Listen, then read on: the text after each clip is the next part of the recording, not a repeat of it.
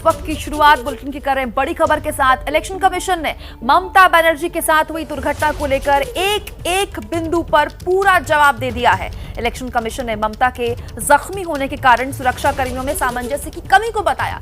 साथ ही election commission ने यह भी कहा है कि ममता बनर्जी को Z+ कैटेगरी की सुरक्षा मिली हुई है और उनको बुलेट प्रूफ गाड़ी भी मिली हुई है। उनको उसी में बैठना चाहिए था, लेकिन जब घटना हुई उनके साथ उस दिन वो बुलेट प्रूफ गाड़ी में बैठी नहीं थी। इस पूरे मामले में इलेक्शन कमीशन ने पहले ही बयान जारी कर दिया था और अब एक एक बिंदु इलेक्शन कमीशन ने जारी कर यह कह दिया है कि ममता बनर्जी जो जख्मी हुई हैं, इसमें ममता बनर्जी की सुरक्षा में चूक को लेकर जो बात कही जा रही थी वो बात यहां पर ये कही गई है इलेक्शन कमीशन द्वारा कि एक, ममता बनर्जी को Z+ सुरक्षा दी गई है, उनको अपनी बुलेट प्रूफ गाड़ी में बैठना चाहिए था। जब ये घटना उनके साथ हुई, उनके पैर में चोट लगी, वो बुलेट प्रूफ गाड़ी में नहीं हुई थी। सुरक्षा बलों में सामंजस्य नहीं था, जिसकी वजह से ये घटना उनके साथ हुई। चलिए अगली खबर का रुख कर लेते हैं। देखिए, बंगाल चुनाव में आज दो बड़ी हलचल रहने वाली है। सबसे पहले एक तरफ ममता बनर्जी घोषणा पत्र जारी कर सकती है, तो वहीं बीजेपी भी बाकी चरणों के लिए उम्मीदवारों पर चर्चा करने वाली है। बंगाल चुनाव में आज दो बड़ी पार्टियों की तरफ से दांव खेलने का दिन है। एक तरफ टीएमसी सत्ता की हैट्रिक के लिए वादों पर दांव खेल सकती है, तो वहीं बीजेपी पहली बार कुर्सी के लिए दावेदारों पर मंथन करने वाली है। इससे पहले 9 मार्च को कोलकाता में आग लगने और 11 मार्च को ममता के चोटिल होने की वजह से घोषणा पत्र का ऐलान पहले ही 2 दफा टल चुका है। बीजेपी भी पहली बार बंगाल में सत्ता का स्वाद चखने के लिए आज मंथन करने वाली है। दिल्ली में शाम 6 बजे से बंगाल की बची सीटों के लिए बीजेपी केंद्रीय चुनाव समिति की बैठक होने वाली है। सूत्रों के मुताबिक बीजेपी ने ममता पर निजी हमले नहीं करने का फैसला किया है। दरअसल बीजेपी का मानना है कि निजी हमले से ममता के लिए लोगों की सहानुभूति और बढ़ सकती है। ममता के व्हीलचेयर पर प्रचार करने से टीएमसी को जनता के बीच मनोवैज्ञानिक रूप से बढ़त मिलती नजर आ रही है। जय हिंद, वंदे मातरम। इस बीच बंगाल चुनाव के हिंसा में पुरुलिया का नया पन्ना जुड़ गया है। मंगलवार को पुरुलिया में बीजेपी के रथ को निशाना बनाया गया, जिसके बाद बीजेपी टीएमसी फिर आमने सामने है। लोगों का हंगामा और रथनुमा बस के टूटे हुए शीशे। बंगाल चुनाव में हिंसा, हमले और हंगामे की ये तस्वीर कोई नई नहीं है। इस बार निशाने पर बीजेपी का रथ था। दरअसल बीजेपी ने अंबेडकर सम्मान यात्रा के लिए रथ तैयार किया था। बीजेपी आरोप लगा रही है कि ममता के भतीजे अभिषेक बनर्जी की रैली के बाद ही टीएमसी समर्थकों ने रथ पर हमला किया है। टीएमसी के गुंडों ने वहां तोड़फोड़ की, वहां उसको रोकने का प्रयास किया। टीएमसी जान चुकी है कि हार सामने दिख रही है, इसलिए वो अपना बौखलाहट में इस तरीके की घटनाएं कर रही हैं।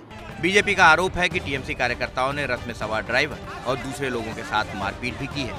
ये लोग इन्होंने परेशानी शुरू करी, हमला करा, मेरा ये हाथ का खून भी निकल गया।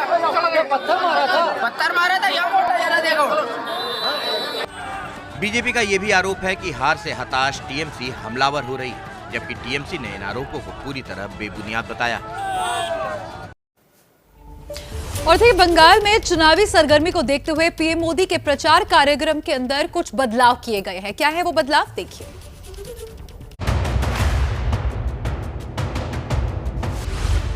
बंगाल में मोदी की हुंकार, कल से शुरू करेंगे प्रचार। पुरुलिया में होगा पहला पड़ाव। सिर्फ सत्ता में परिवर्तन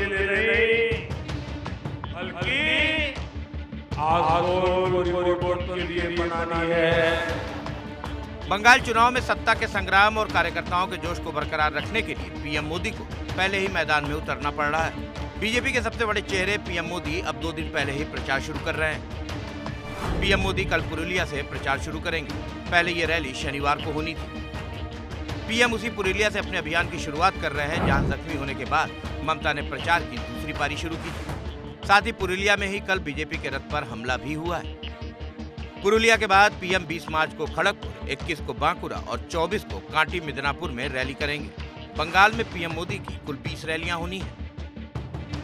अब सवाल उठता है कि क्या मोदी मैजिक से ममता की हैट्रिक रुकेगी? सवाल तो ममता भी उठा रही है, जिसका चुनाव आयोग ने जवाब दिया है।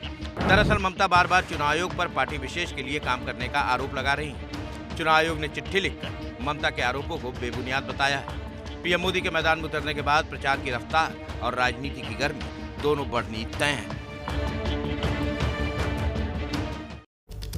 पिछले कई महीनों से बीजेपी तो लगातार ममता सरकार पर हमलावर है ही। अब कांग्रेस भी बहती गंगा में हाथ धोने लगी है। बंगाल कांग्रेस अध्यक्ष अधीर रंजन चौधरी ने ममता सरकार पर गर्ल ट्रैफिकिंग का बड़ा आरोप लगाया है। तस्करी के साथ साथ गाय की तस्करी, इसके लिए भी बंगाल एक कुख्यात स्थान माना जाता।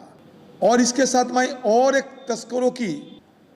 तस्करी की बात जोड़ना चाहते हैं। बंगाल में धड़ल्ले से सबके निगाहों की बाहर हमारे माँ बेटी बहनों को तस्करी किया जाते हैं, लेकिन इसका पता आम लोगों को नहीं मिलता। बंगाल की सरकार, केंद्र की जो नेशनल क्राइम रिकॉर्ड ब्यूरो है, उसमें कोई रिपोर्ट मुहैया नहीं कराते। सब चीज का तस्करी ये बंगाल में होते हैं, क्योंकि इस सारे तस्करी के साथ बंगाल के सत्तारूढ़ पार्टी और बंगाल की प्रशासन मिली भगत ये सारे तस्करी करते हैं। न पाबंदी हो न कोई हद हो तो बस खुद बनाई सरहद हो। ये मुहिम है परतों में छिपे हर सच की तलाश की, सियासत पर रखी पैनी नजर और आंख की, खबरों की दुनिया में एक जिम्मेदार आवाज की, जुर्म और जुल्म के खिलाफ हर बेबस के लिए इंसाफ की। जब कोई हद नहीं इंसानियत के लिए जज्बात की, जब कोई हद नहीं खुशियों और ख्वाब की, तब कोई हद क्यों हो नए नजरिए और बदलाव की। तोड़ के हदों के ताले नए सपनों को पाले, बांधे सबको एक धागे, आपको रखे आगे एबीपी न्यूज।